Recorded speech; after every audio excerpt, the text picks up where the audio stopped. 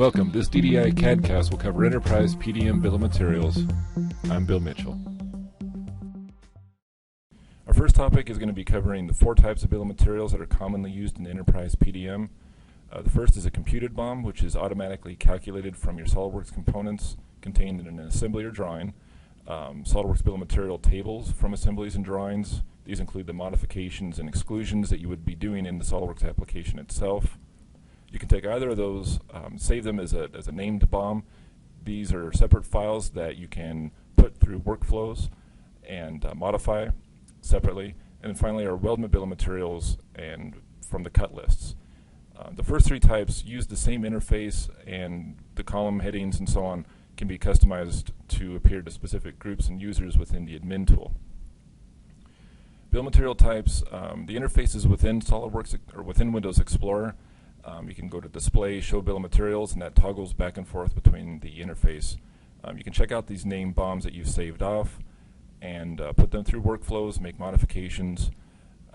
And then the Bill of Materials tab in the lower portion of the vault is going to reflect what is shown in the currently selected file. So switching back over to Windows Explorer, we're going to take a look at the interface. We've got the data card. On the data card are the files the file variables that you want to capture. It's important to note that the bill of material functionality is going to reflect what is captured in the card. So I currently have an assembly selected, and you can see that I have file name, configuration, part number, quantity, its workflow state description. From the pull-down menu, you can see the different bill of materials for that selected assembly, what the source information is, what the source file is, any configurations for the particular file, and then the source version. These are going to be your revisions and versions from your workflow. Over on the right side, you have bill of material properties, whether it be activated, an as-built condition, meaning the condition it was when it was checked in to the vault for the first time. To save a bill of material, you can select a button. You can open up files as a CSV file, hide the assembly tree, so that would just collapse it to where it doesn't take up as much graphic space. You can see bill of materials in a parts-only mode, meaning that it takes the sub-assemblies out, or a top-level mode, where the top-level assembly looks as it would inside of SolidWorks.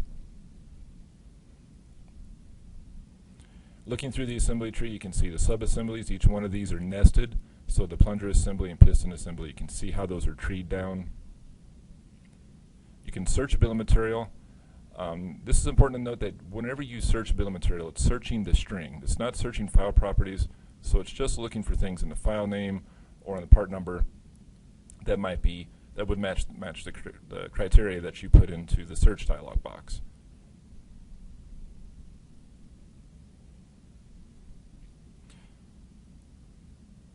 Comparing bill of materials and the other icons we'll get to whenever we save off a bill of material in just a moment.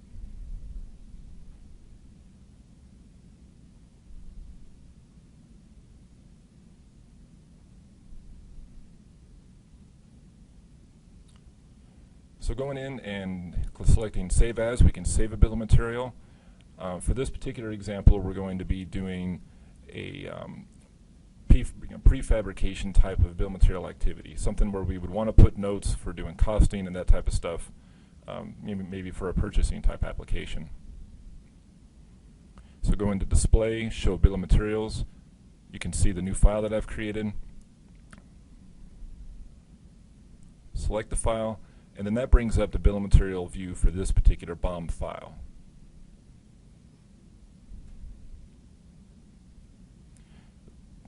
I can add item numbers or position numbers starting at 10 and then incrementing in steps of 10.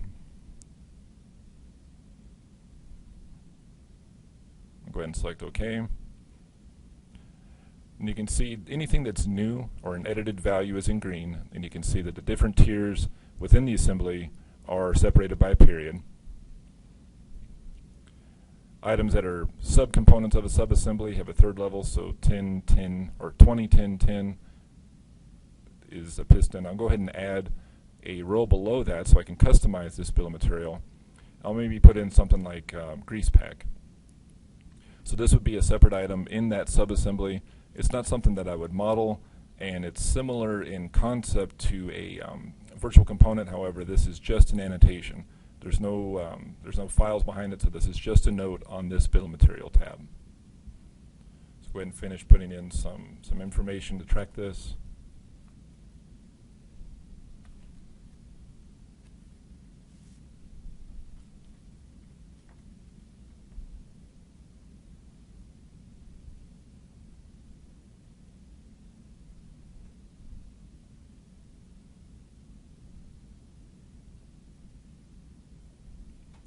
And then give it some random revision. So again, the items that have changed since this bill of materials last saved are shown in green. And then if it were an edited value, it would be shown in the yellow color. So go ahead and save this bill of material. The green items go away.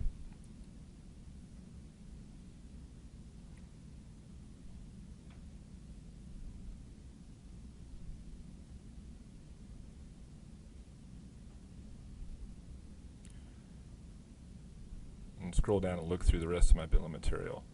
One of the things that we might want to do is go ahead and add some more information to the ARM, and say maybe we want to do some cost analysis or what if scenarios for some new some functionality for this particular ARM. So go ahead and right click on that item, insert child row. So that makes it a child of the ARM part. Go ahead and add case hardening. Maybe this particular part needs to be case hardened, and so we want to do some cost analysis or get a quote on that, and we want that to be part of the bill of material for purchasing so that they know that this is a specialized item or specialized task.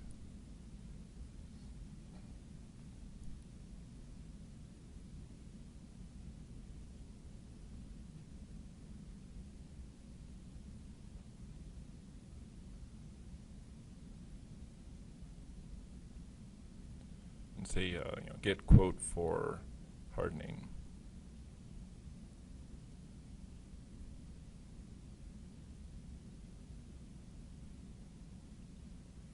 And then maybe perhaps another item after it's case hardened, maybe we want to add some sort of coating, maybe a powder coat. Let's go ahead and put that information in.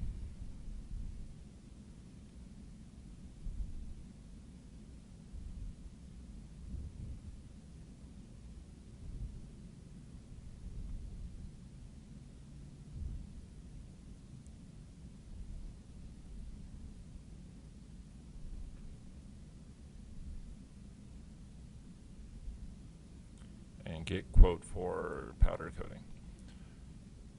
So after we've made these modifications,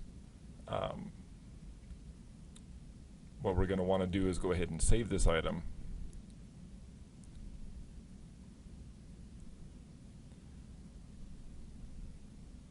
You can see that the items verify that they are black, so that they've been saved.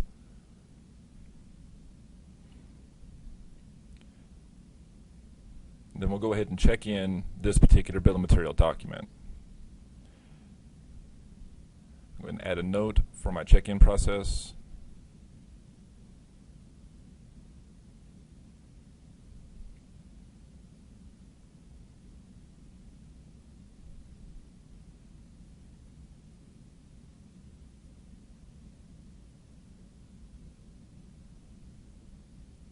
Say OK, and then that completes the check-in process. Go ahead and push that through our workflow to submit for approval. And drag this over and add and say OK.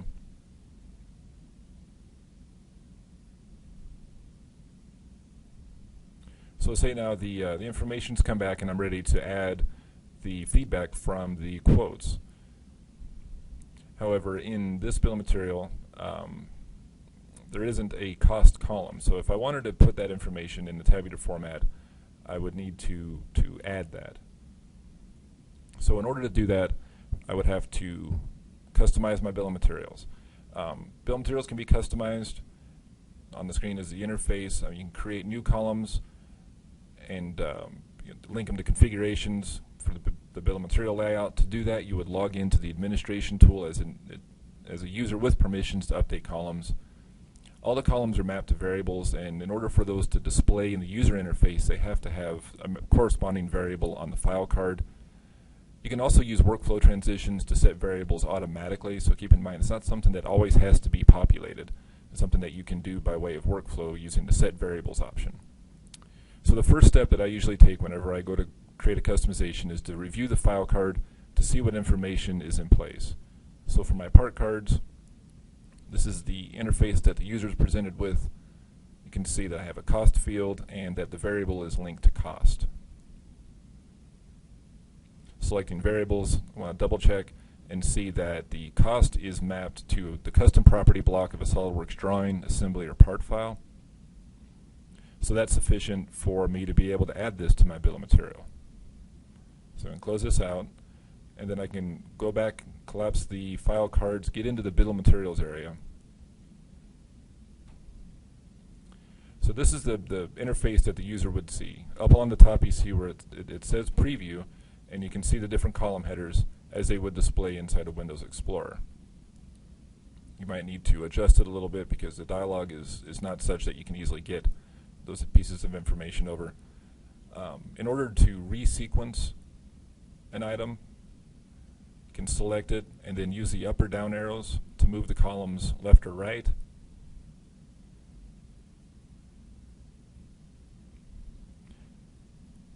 Just make some quick adjustments. And then go ahead and select New Column to add the new column. From the pull-down menus, map it to the appropriate variable. So scroll down and select Cost.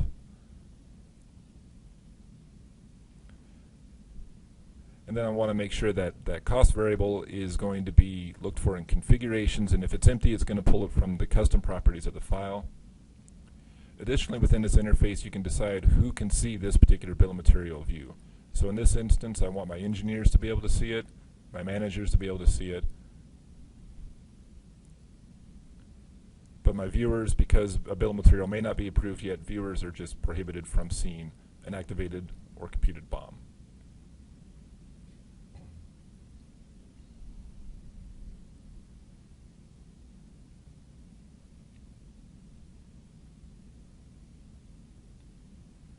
Coming back over to Windows Explorer,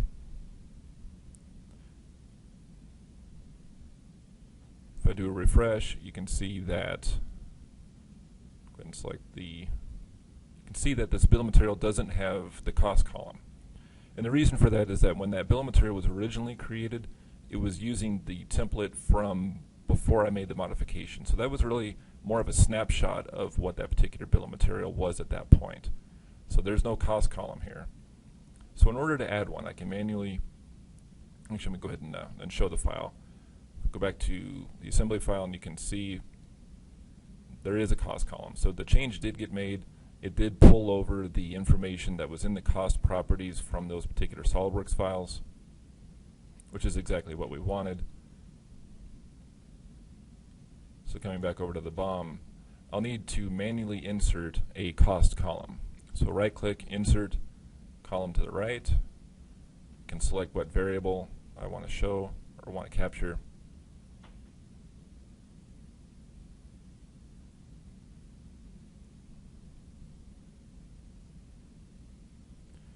Again, it pulls in the variables that are populated in that file or from the part files themselves. And then I'm going to go ahead and scroll down to those particular custom line items that I made, which would not have been part of the original bill of material anyway. I'm going to go ahead and put those items in, and let's put a couple of cost numbers in.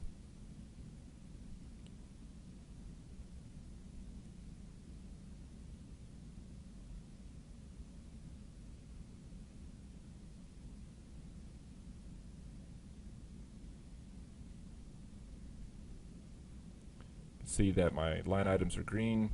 Go ahead and save it. Verify that they are in fact committed. Now I can use one of the other options in this interface is I can use the compare BOM. I can compare the BOM between its currently selected BOM and the original created version. You can do this with other bill of material functionalities too, but this is kind of an easy way to show it. You can see the items in green are things that were added from the original bill of material as the snapshot was taken when I created the BOM file. Different values would be orange and deleted values would have been red.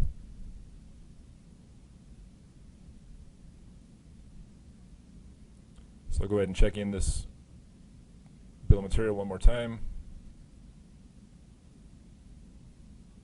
Change its state and go ahead and approve it.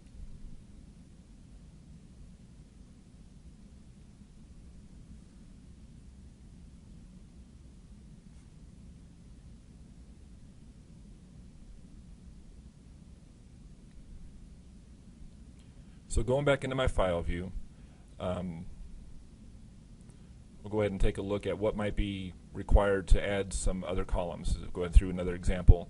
For example, if I wanted to find out when a drawing was approved and who approved it, I would need to add, on my bill of material, add a couple of more columns.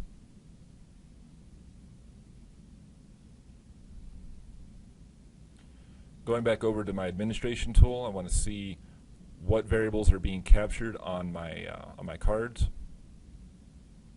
So for my drawing files,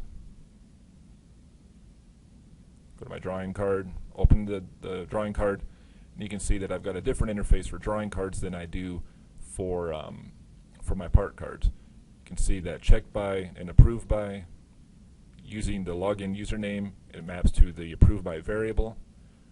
Approved on takes the date. So I've got two variables that are suitable for what I want to do for my bill of material. An alternate method for finding the variables is to scroll down through the list and then go down to the variables option.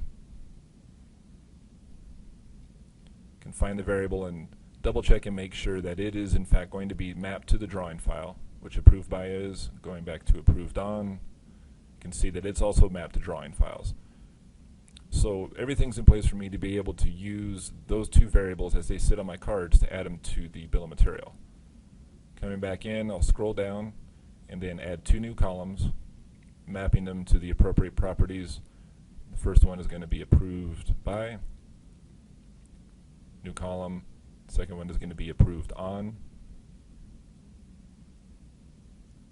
And then I might want to resequence those so that they appear before my cost field.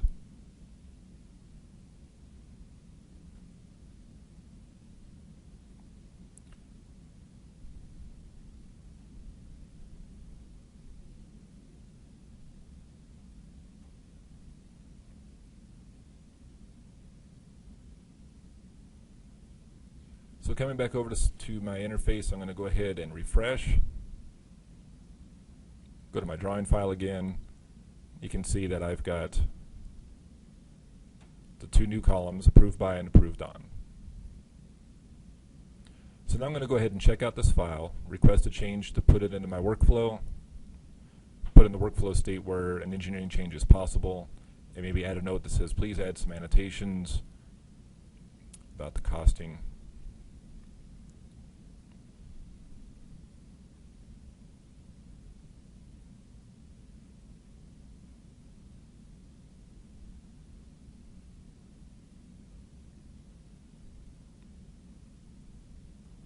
And then I want to go ahead and open up this file within SolidWorks and make the desired changes. Go ahead and check it out. So check out. So now I've got read-write access with this user account. Going into SolidWorks, I can select open, and shrink my dialog, and there's my drawing file, so I can say open. And I'll go ahead and add a couple of just generic annotations. First, go back into my bill of material to recall what the cost was that I need to put in my annotation. I can always reference that by selecting the bill of material, scrolling down, and then reviewing what the two values were that I need to put into my annotation.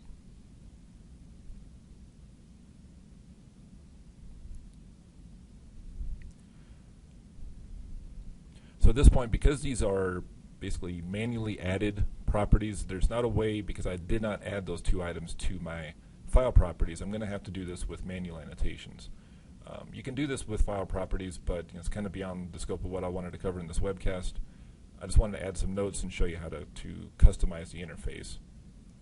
So I'm just going to go ahead and put a placeholder here for those values, so I could do this by way of annotation. Because it's not been approved yet, I just want to add it. Or another method would be to actually add a bill of material function and put those items in the bill of material. You can always right-click and insert a row and then put the values in, again with manual annotation.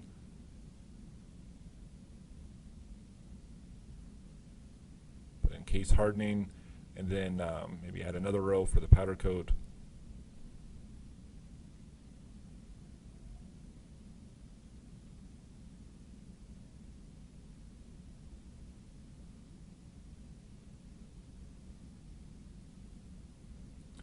And then I don't have a column for my costing, or my cost value rather, so I can insert that to the right. And this is just going to be a manual annotation.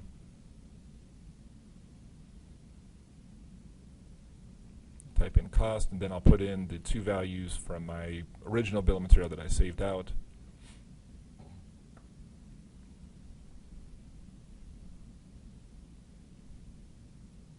And just because of redundant data, I'll go ahead and delete that note and just make it consistent within the bill of material. Go ahead and save this. And then there's another way where I can add costing information to a file. In SolidWorks 2012, using SolidWorks Professional or SolidWorks Premium, there's a tool called SolidWorks Costing. So I'm going to go ahead and get into this, and I've already got a pre-established baseline cost. And then over on the left side, I can add custom operations, and I'll just go ahead and update the values that are inside of my file. Right-click and say Apply Cost Override.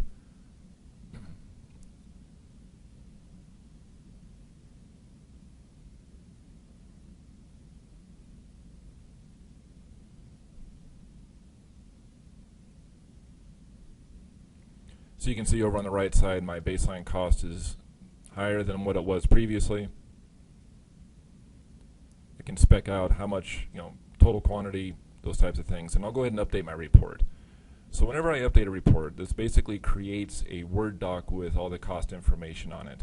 And the point in showing this to you is that there's just a lot of different ways that you can put information in and then attach those disparate docs, or the separate docs, as attachments to your file, which show up in the bill of material.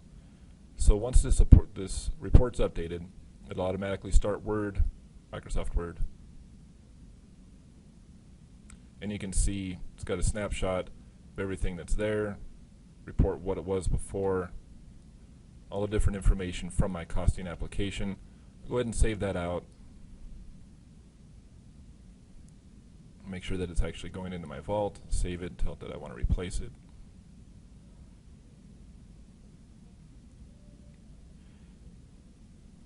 Going back to my drawing file, I'll go ahead and check that in. And the reason I'm going back to that is when I check in the drawing file, it's also going to check in my part file.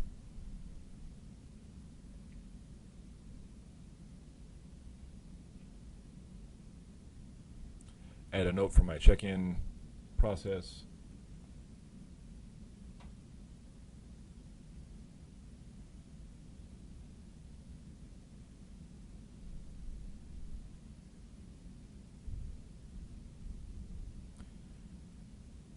And so now that item becomes equal to what is in the vault, at which point I can go ahead and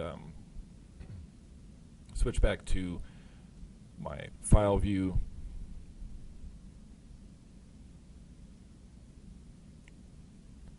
Now that ARM doc, or the docx file, was created by the costing application. I can go ahead and check that in.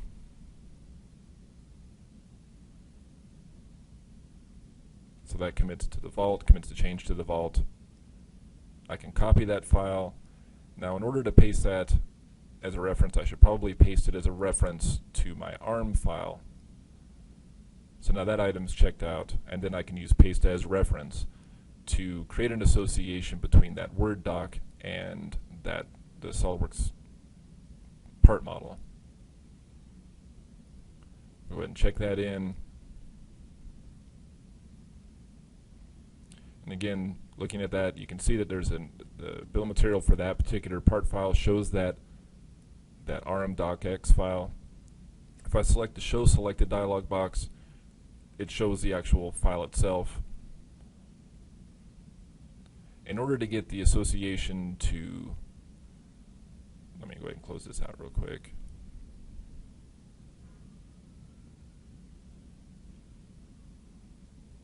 In order for me to get the association between the drawing file for everything to look as it should, I need to go ahead and check it in. Change approved. Switch back to Windows Explorer.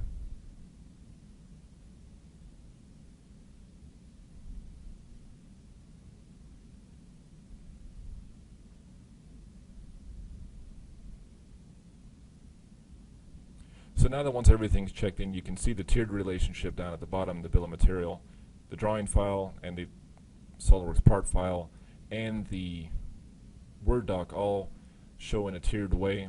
Notice that the ARM and the file are rev F. If I come back to my assembly file, those relationships did not exist, so my bill of material function for this particular BOM on this assembly is not going to be updated, because that revision is rev C. So it's important to note as you start making changes in bill of materials that it's going to reflect its current as-built state if the as-built checkbox is checked on the right.